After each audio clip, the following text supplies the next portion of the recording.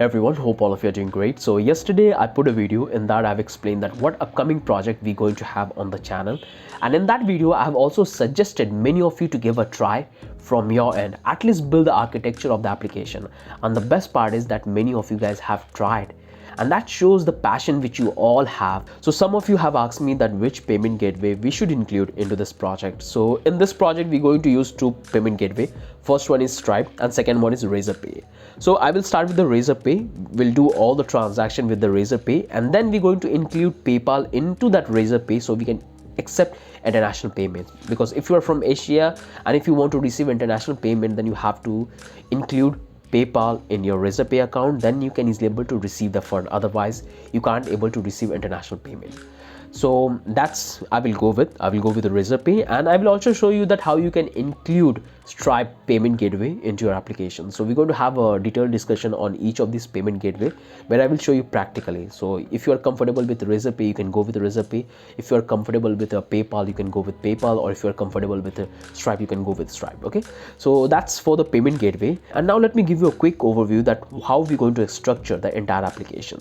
So many of you have given me the entire architecture of the application. So the most and the common feature we're going to provide is that we're going to build the front end, simple front end we'll have, and then we're going to include the payment gateway. We're going to include RazorPay or Stripe. We'll have our payment gateway, and we'll launch coin. So when a user will come to our application, they will put the money. Okay, there is a fixed price for this coin.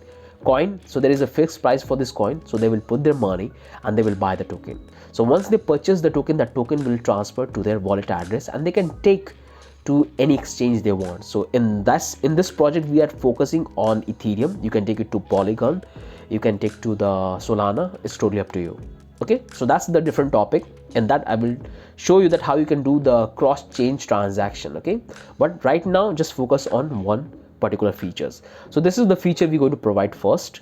Anybody can come, give the money, and they can buy the token. So that's the one functionality. Then the second functionality we'll provide is that we'll provide liquidity. So they can take the token to any centralized exchange or decentralized exchange, and they can create liquidity out of it.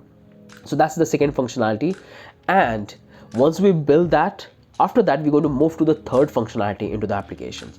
So in the third functionality, what we will do, so if a user has any token, or if he or she has our token, if they hold their token in our application, we're going to reward based on their holding period. So if they hold for 1 day, they will get token based on their holding period, which is going to be calculated for a day. So we have multiple version of holding period. So we have for 1 week, 1 day, 1 month, 1 year. It's totally up to you that how long you want user to hold your token and what reward you want to provide. So that's going to be the third features. And after that, we'll try to focus in the cross chain transaction, and that we're going to use maybe Morales. Okay, because that's pretty easy to do the cross chain transfer of tokens. So we'll focus on Morales as well. So that's how I'm going to take this entire project ahead. We'll focus one thing at a time. So first we'll start with the payment gateway, then we'll build the coin, then we'll allow the user to purchase the token. Once they purchase the token, we'll move to the liquidity section. They can create the liquidity. Once they get the liquidity section, we'll provide holding, staking. So if they stake, they get reward. Once we're done with the third functionality, we'll move to the cross chain transaction. So that's how I'm going to take the entire project once a step at a time.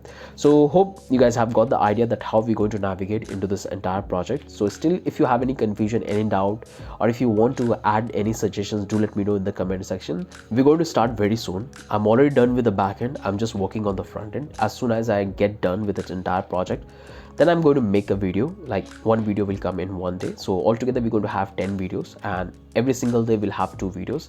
So the video will be very frequent and you can follow that. So the reason why I'm making this video in a small part, because you guys can watch, you can build, and then you can do the experiment, because when you do the experiment, most of the learnings come from there. So that's my way of teaching. And if you guys don't want to follow small video, you guys can watch the complete video. Once we're done with this all the small part of the videos, then definitely I'm going to combine the entire video and I will publish, so you guys can watch that from. Okay, so with that, I'm ending this video. Hope you guys have got your answer. Those who have asking me that what payment gateway we should include into the application, so you have both the options, Stripe and RazorPay, and these are the two one we're going to utilize it in this project. Okay, so hope you guys have got the idea. If you have still any confusion and doubt, do let me know in the comment section. I'll try to help you in that. With that, have a wonderful day. Bye bye.